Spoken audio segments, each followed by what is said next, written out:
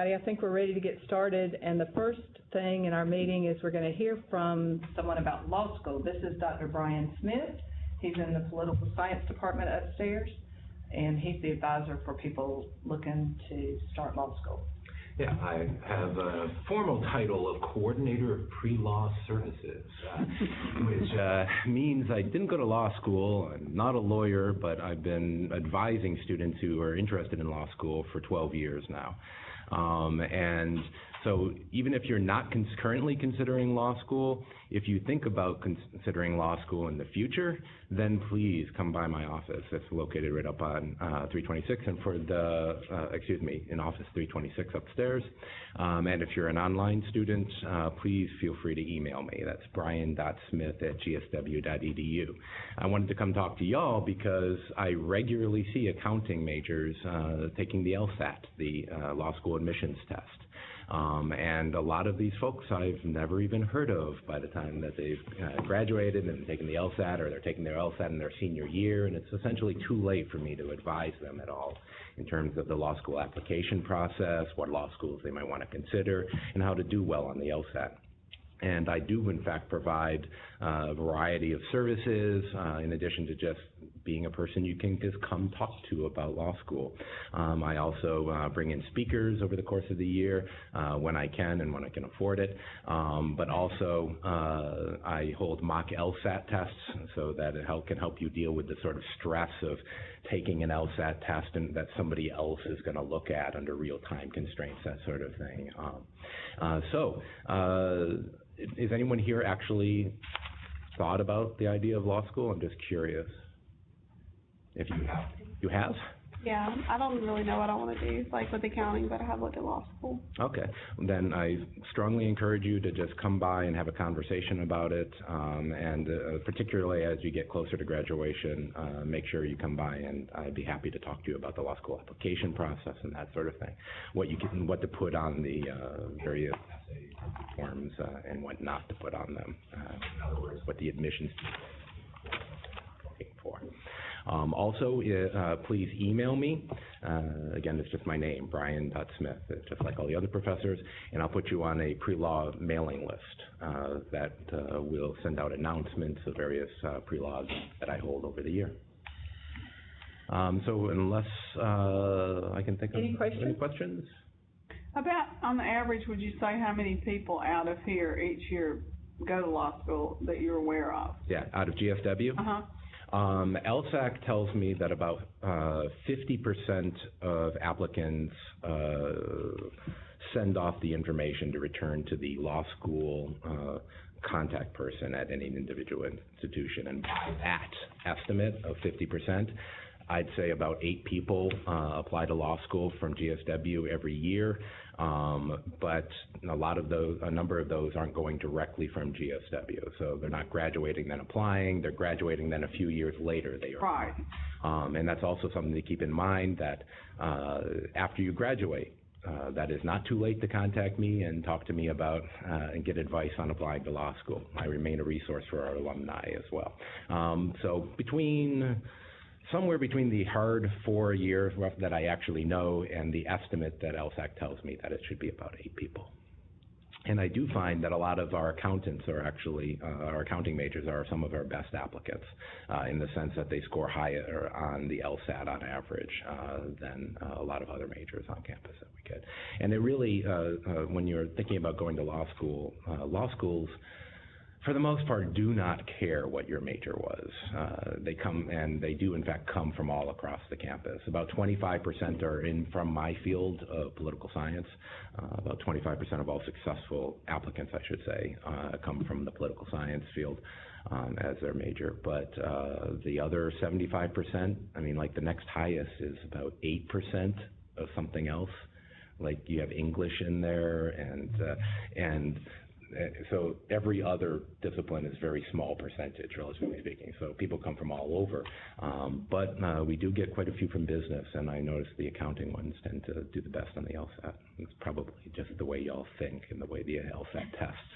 It probably does make things easier for you. So I know several people who were accounting majors that went to law school, and some people actually get a CPA before they go to law school. I have a question from an online student. Why do you think accounting majors are interested in pursuing a law degree? Because law touches every aspect of life. There is no profession, there is no area of society in which law does not touch. And so there are lawyers out there practicing in every part of society, and that includes anything related to accounting. Right. There's a lot of business lawyers that handle corporate law and taxation, that kind of thing, that they specialize. So it's really a good preparatory field for law. Yeah, and there are a lot of areas in law. If you go to law school, after getting an accounting major, or for that matter, any other business major, that by the time you finish law school, you may have discovered you have an interest in something else, and that accounting background will actually be helpful for whatever that career you pursue, as just background knowledge that you have that will look good for whatever kind of law you end up practicing. Okay. All righty. Okay, like I said, I just came by to introduce myself and let you know that I'm available, and please come by if law school even ever passes through your mind. Thank you. Your main speaker for today. Yes. Okay, so we're going to hear from Cody King, who works here at Georgia Southwestern, and I'll let him tell you about himself. And do you have PowerPoint? I do. You do. Okay. Good. Mm-hmm. Yep. First of all, thank you for having me here tonight. I think I had a laugh when the girl said, "I'm not sure what I'm going to do. I'm getting an accounting degree, and I think if you could take me in a capsule, send me back 25 years, put me in this room. If you asked me what I was going to do, I'd say, I don't know. I'm getting an accounting degree. I assume I will do something in accounting, but I just probably want a job." And I think it's probably what most of you are thinking. I'm going to get an accounting degree, and then I'm going to get a job, and then I'm going to think about what I'm going to do the rest of my life. That's kind of what I did. I didn't see myself being the CBO at Georgia Southwestern 25 years in advance or in the future. But I am going to go with kind of my career path. I'm going to give you some thoughts that I think might help you if you think about it. It may help you, it may not help you, you may agree, you may not necessarily agree. But kind of give you a career path, listen to some of the terms or life lessons I learned, and maybe you can use those as you go forward. But just to sit down button every time, or just you hit left and right? Left and right. Okay. All right.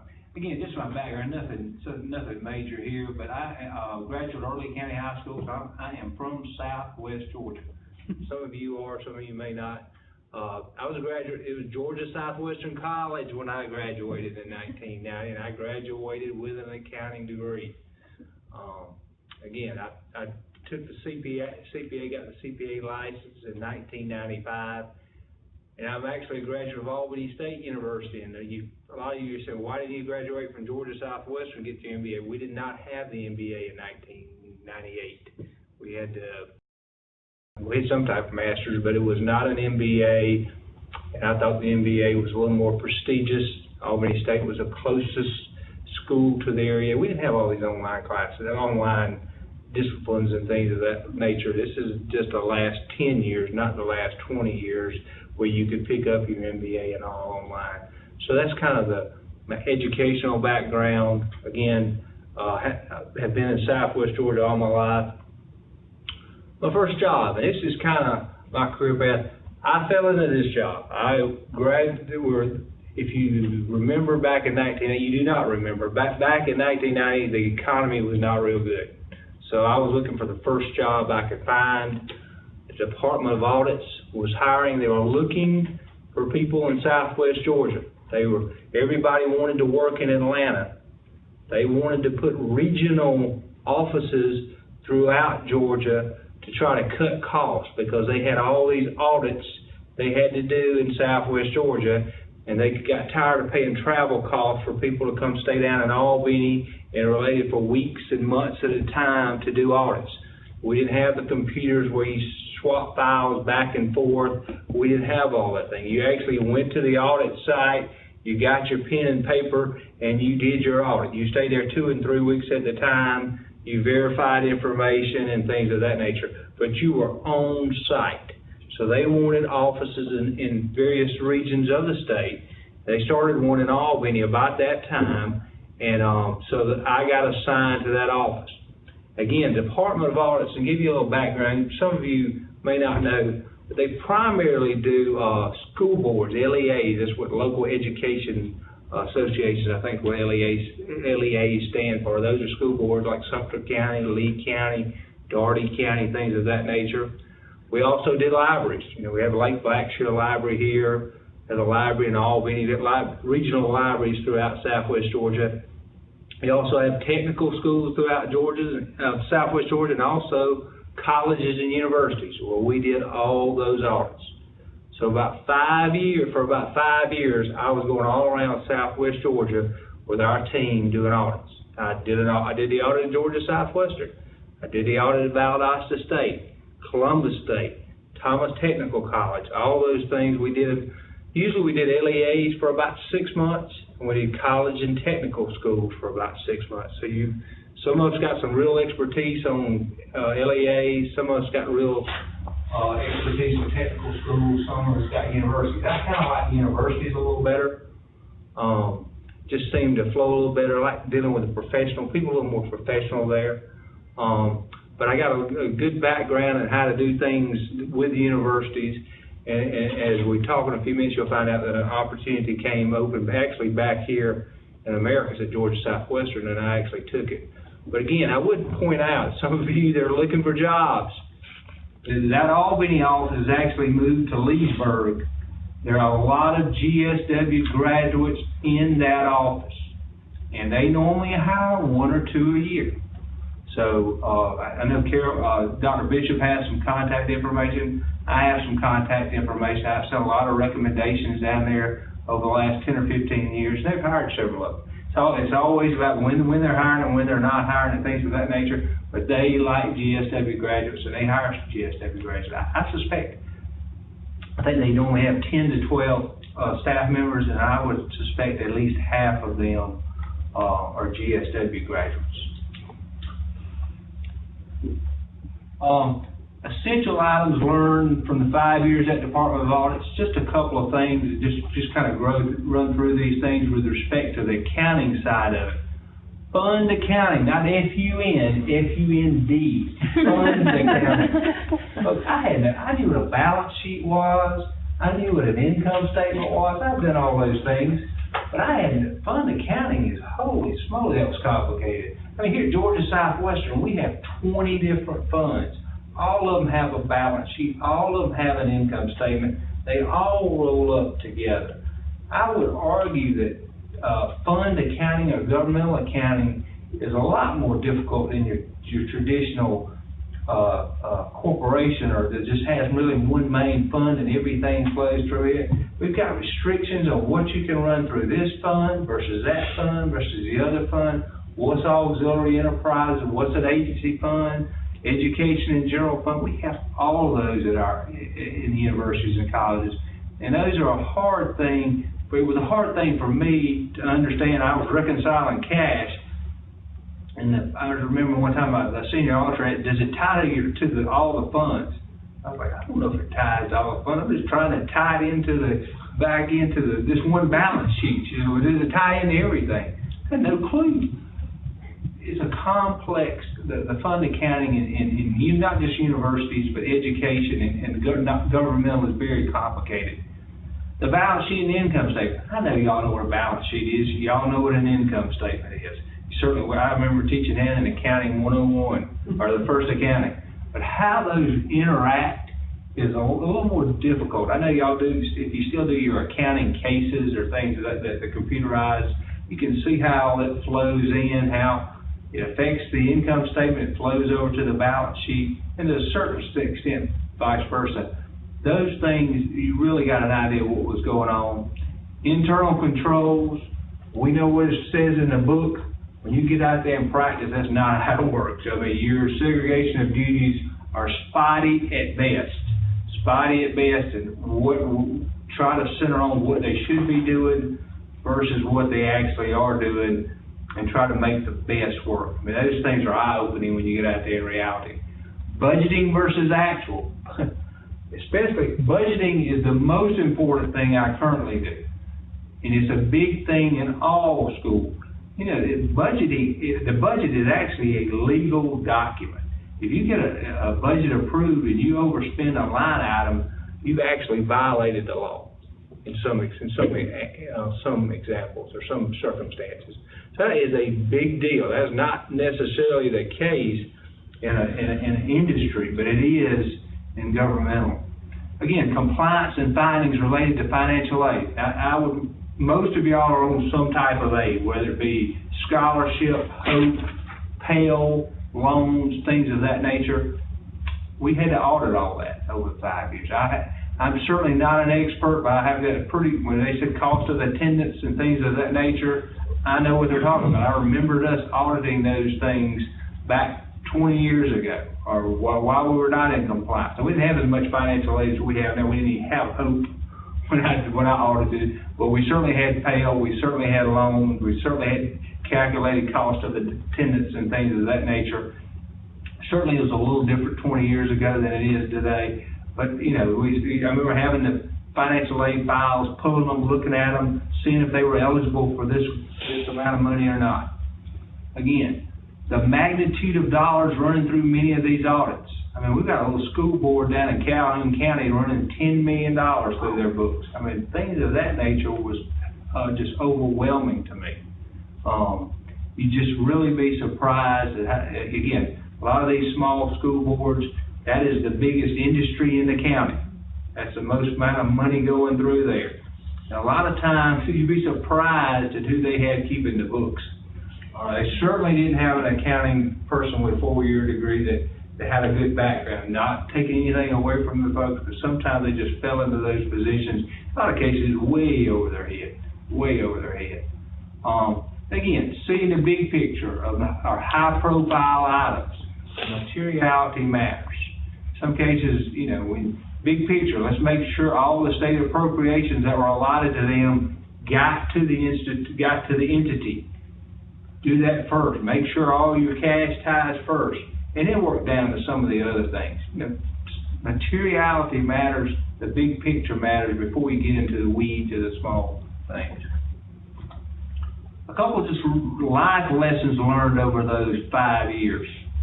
Work ethic matters too. Oh, I can't emphasize that enough. Y'all have picked a profession that work ethic matters. Y'all are accounting majors. You're not marketing majors. Accounting majors have to work. That is the bottom. You don't see a CPA that's running a CPA firm that doesn't work. I guess today's after April the 15th. But you ride by a CPA firm in February, March, and April at 6 p.m., and their cars are still out there. CPAs have to get after it. They may not have to get after it later in the year, but they get after it for 2 or 3 months, and during auditing season and things of that nature. And you've got to develop that work ethic. Overall balance in life to stay productive. I always like to tell this story. When I first started Department of Audits, they sent me to Columbus, Georgia to do an audit. Sent me with another staff member. After work every day, I drove. We went by the Chiefy Mark or whatever, and he got a 12-pack of Budweiser. Then we went by somewhere and he got him fast food. The next morning, we left the hotel at 7 o'clock. It was 10 or 10:30 before he could do anything. But you gotta keep balance in your life. This guy was smarter than I was, but he was all out of balance. He could not get going in the morning. I mean, obviously he couldn't get going right at 8 o'clock in the morning. But I would encourage you to keep overall balance. You may be the smartest person in your work environment. If you got to keep balance in your life, and you've got to come to work ready to work and able to be productive. Again, this is certainly just individual thing, but in our case, we worked with coworkers 8 and 10 hours a day, and we went back to the hotel with them and then went back again. I had to get used to. I was certainly not used to that, when I was at 23 or 24 years old. I mean, y'all are certainly, it'll be kind of like being with a family member all the time. I had to learn that. And again, I quickly learned that some travel was good, but that was way too much travel for me. I traveled all the time for about 5 years, and I was looking for a get-off point. But again, some of you may like to travel the rest of your life. I didn't. I liked it for the first 5 years, but not now. And this is the structure of the audit department, folks. This is probably the same as most CPA firms. Just learn the naming, the kind of the naming of the staff members, or how it kind of goes down to promotions. Again, the way we had it there was staff, then you moved up to advanced staff, then you moved up to principal. As a principal, you can kind of run an audit yourself. Then you went to senior position. That's kind of a career position, and I would say at a CPA firm, you normally would have a senior. I know some of you are probably more experts on that than I am. After seniors, they had a few supervisors, and then after supervisors, they had directors. And I would say a director would be equivalent to a partner at a CPA firm. So I would say the structure there is very much like a CPA firm. A lot of you, if you walk into a CPA firm and say, hey, you're going to meet with a senior or you're going to meet with a supervisor, you kind of know what we're doing. They have the same structure at Department of Audits. Again, it's always no terminology. It's always good that they go terminology and how it moves across from, say, Department of Audits to a CPA firm and things of that nature. I always like to say this, again, I fell into my career path. Some of you may have a better idea of what you want to do. I know one of your accounting peers spoke at the scholarship deal, and he wanted to go into agribusiness. I remember him saying that. And I'm thinking, well, what you need to do is you need to find a CPA firm that audits agribusiness, and that's where you need to go toward. And you need to get experience auditing those. And then when the agribusiness job comes open, then you go to it. You'd be surprised. Most of these jobs around here, these construction companies, hospitals, things of that nature, a lot of their staff and things of that nature came from CPA firms. The CPA did the audit. The people liked some of the CPA members that were doing the audit, and they tried to pluck them away from the CPA firm. That is what I would really, if y'all got a niche, you may think your niche is taxes, you think your niche is banks, healthcare, governmental audits, construction, agribusiness, wherever it is, I would suggest you talk to a CPA that does that type work, and gear toward that thing. I would say now healthcare is the way to go. I mean, it's a lot of money in healthcare. They pay a lot of bucks because you got to stay up on reimbursables, and everything changes all the time. My equivalent at a hospital makes 3 or 4 times what I make. So it certainly encourage you, if it's all about money, then I would go to a CPA firm that did healthcare if you want to jump off there. But there's always money in taxes. I guarantee you there's always money in taxes. I'll tell you a short story here. There's a person in America that he went to school back in, I think he went to school in the 60s, and to help pay for his school, he did taxes for everybody. He did taxes all during the 70s, all during the 80s. He had a regular job, but he always did taxes out of his home. Back about 5 or 6 years ago, he got tired of it. He had done them for like 30 years. He said, I cannot tackle taxes this year. I am going to sell my practice. And of course, at that time in January, it was kind of hard to find somebody to take it. So he finally got somebody to take it on and said, tell you what, you do them for a year, whatever your billing worth, you pay me half of it, and that's what we'll do. Well, a person that he gave it to a CPA firm, they said they billed out over $70,000 for his clients. This person, out of his garage apartment, so to speak, or garage, was doing $70,000 worth of taxes, billable taxes a year. So there's money in taxes. I don't know if he reported all that money, but he was doing the work. So there's always money. But find your niche. If you got a niche, find it. The rest of us just fall into a CPA firm and see which way it takes you, or fall into a job and see which way it takes you. Can I tell you my current responsibilities here as Vice President for Business and Finance? Number one thing is budget. We always say we got $30 million worth of needs and $25 million worth of revenue. So we gotta start peeling away and getting those two numbers closer together. It's always, again, financial statements I don't care much for financial statements with respect to Georgia Southwestern now, because with all the AICPA requirements and all and everything that gets, I call it junked in there, you can't really go in there and pinpoint numbers like you could. You certainly can't cash and accounts receivable, but you get all in there with all this stuff dealing with retirement that gets rolled in there and all that. You look at the financial statement and say, ooh, is that Georgia Southwestern? I'm not recognizing things. It's just a little different. I would say they're not as useful. I don't think many external bodies use financial statements like they used to, because it's gotten so complicated. It's hard for anybody to understand. Physical plant, that means making sure the grass is cut and everything, the maintenance is here. That falls under me. Human resources, public safety, golf course operations, auxiliary operations, accounting and student account. All those things kind of fall under me. I would say I like the variety. I would say I like the challenges, because someone's going to rear their ugly head every day. You got to figure out what the heck's going on and go over. Right. Today I was over at the golf course trying to figure out, we're working with the golf course superintendent, our greens are not doing good. We got a big tournament coming up and everybody's going spastic on us for the green. What are we going to do with the greens? Let's get somebody. I got the guy Doublegate to come down here. Let's get him and let's talk about it. Let's see what we can do. Again, budgeting is always a big issue. And then we always have an issue with plants. Somebody's dorm room, the bathroom didn't work, and the mother's calling us and wanting to know. Those are not accounting related things. Some of those are the budgeting, but the rest of it's not accounting. You just got to go with the flow and see what's going on. But those are my current responsibilities. A couple of final comments. Again, work ethic matters. You can't always be the first person there and the last person to leave, but you should be the first person there sometimes, or either the last person to leave. Certainly if you're in charge, you should be there, or something related.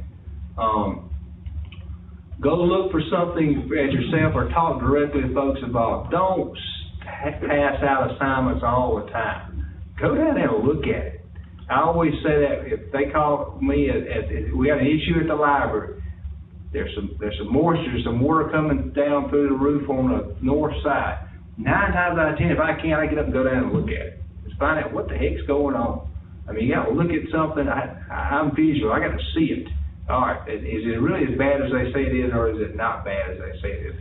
I would always encourage you to do that. Sometimes you can fly at 10,000 feet. You can look at it, but sometimes you got to get down in the grass or down in the weeds and look at it. And I would rather be too much in the weeds than too much at 10,000 feet. I would certainly encourage. So you got to get your hands dirty. Again, I went over to the golf course today and drove, and not to play golf, to ride in and look at the greens. And that's a big deal. I think that's a big deal. Don't shy away from being direct. Folks, as I always tell my people, be direct, not profane. In other words, get somebody's attention if you have to get somebody's attention. If you got to say no, don't beat around the bush. Say, no, we cannot do that. If you're in authority, you have got to tell folks what you think and make sure they understand it. I didn't say you were trying to jam it down their throats or hurt their feelings, but don't beat around the bush. Tell them what you want to tell them and make sure they understand it. Think before you send that email. That happens to me occasionally, but don't always send that email. Maybe you need to reword it. You can be direct, but maybe you can be direct in another way. Maybe you don't send that email right now. Maybe you wait about 5 minutes. I know y'all don't do email. Don't do whatever y'all do. Text, all those communication y'all do. I'm dating myself saying email, but I know y'all don't do email. Y'all may do some email, but that's not really your communication method. Stop before you yik yak. That's what I should say. I get occasionally things from, I don't do yik yak, but I get comments and they ask me, what does this mean? I say, I don't know what it means, but I'll find out. hire good personnel. It amazes me, good employees that cannot hire good personnel. I don't know if they get in there and they feel they pick the person they most feel sorry for, or they pick the person that most needs a job. I don't know why. But I've got some really good people that work for me that can't hire. I tell them, you don't hire anymore. I do the hiring. Not always, but some of the time. It really frustrates me about folks that can't hire. You see consistency a lot of times. Some people, as good as they are, they don't know how to hire people. They don't know how to really get in and try to get the best person in there. You've always got to try to get the best person. You've always got to do it, because you're going to rely on them and they're going to rely on you. And you got to make sure that's a mutual thing. Not trying to do anything political here, but fair and equal are not always the same. I always use the example of my children. My son, when he was in middle school, he had to sit at the kitchen table and he had to do his homework, and we had to watch him do his homework. My daughter, I didn't care. She was going to make all A's and she was always studying, and there was no what to be. And he used to say, "This is not fair." Oh, yes, it's fair. Your homework, your grades look horrid. I'm going to make sure you do your homework. Same thing with dealing with employees, folks. If you don't know what they're doing, some of them you got to hold your finger on all the time. And you don't treat them all equal. I get a complaint. You don't treat me equal to the other. I say, yeah, no, I'm not treating you equally, because I don't have to worry about what he's doing. I got to worry about what you're doing. You got to tell me what you're doing and tell me when you did it. So just a comment there. Personal lives or the employees matter. You don't want to get too detailed in folks' personal lives, but you would be surprised about going to somebody's funeral or asking about their child, how much that matters to people. I give this example. Not this president, we had a previous president back. I went to somebody's funeral, somebody's mother's funeral that worked here on campus, and the person come to me and said, "You actually care. The president doesn't care. He didn't even come to the funeral." I said, "Well, stop. The president's out." I think he was out in Chicago somewhere. And I said, "I'm representing him. I'm representing Georgia Southwestern." But you'd be surprised at how people perceive things like that, and that affects not only your reputation from now. So again, you don't want to always know too much about personal lives, but there is a level there that you need to keep up with. Some people it really matters with. It doesn't matter with me that much. It may not matter with most of you, but some of you it really matters. Okay. Well, there's my quick, I think I kept it to about 20 minutes. Do we have any questions? I have one. Okay. In your budget cycle, what is the time frame of, for example, when you do your budget for, I guess, this fiscal year that will be starting July 1st? Our fiscal year for all colleges, universities within the state of Georgia runs from July 1st to June the 30th.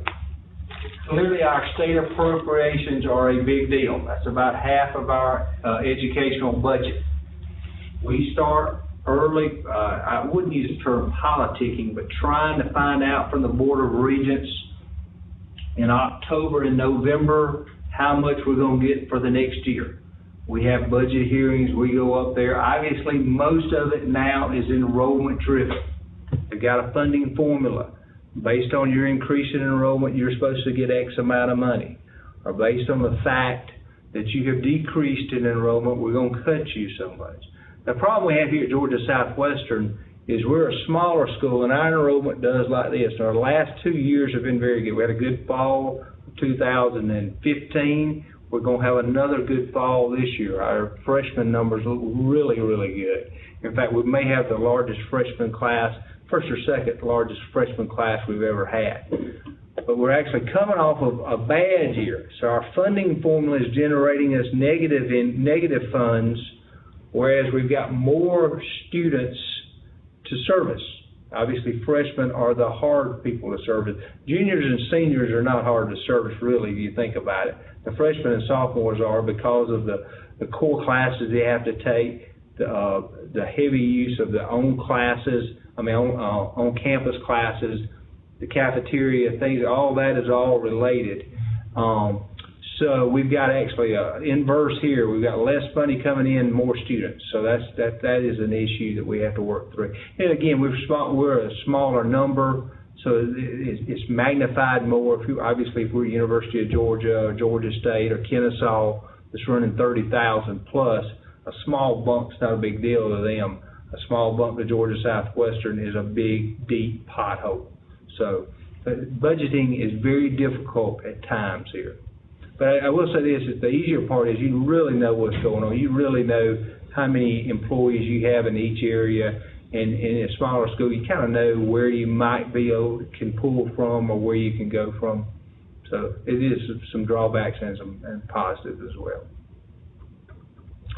Any other questions? We have an online student that wondered how long you've been in your current position, but also you might comment on how, when you came from Georgia Department of Audits to your Sure. first position here, and then Sure. how you were promoted up and Sure. what factors. Yeah, I spent about 5 years at Department of Audits. I came in as Director of Accounting Services. Actually, there was nobody between me and the Vice President, but I had a lower level, I had less responsibility. I really just did the accounting side, the accounting piece, and the financial statements. That's what I came in doing. As I moved along, I got more and more responsibility, like student accounts started reporting to me. I started handling some budgeting with plant. So I got kind of promoted to controller. That's kind of the position between Director of Accounting Services and the Vice President's controller. Now, a lot of people use actually controller is your top fiscal person. But actually here we have a controller and then we have a Vice President for Business and Finance. Now, based on budget cuts and constraints, we no longer have a Director of Accounting Services. But I stayed about 5 years Director of Accounting Services, 3 or 4 years as controller.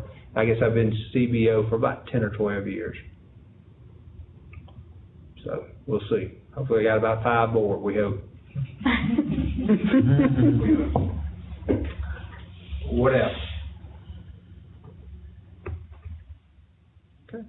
Just one last thing. I've taught accounting before. Within the last year or two, I taught Accounting 1 and Accounting 2. I'm big in the in-class deal. I like if I do any teaching, I'd rather do it in class. I like to see the responses, to see the students where we're understanding it. I will say this, though. The online is a lot more engaging than it was when we have done it 10 or 15 years ago. They've put a lot of more bells and whistles, obviously, with the technology. Georgia Southwestern is doing a lot with their online class. I would encourage you in those difficult classes to take it, if you can, take it in person. But again, I do think it's come a long way with the online. It's certainly something that can certainly rival or be more of equivalent to teaching it in class. I'm more of a visual and a listening and writing it down type learning. I'm not sure I'd do that as much with online. Some of you may do better the opposite way. But that's it. Thank you. Thank you.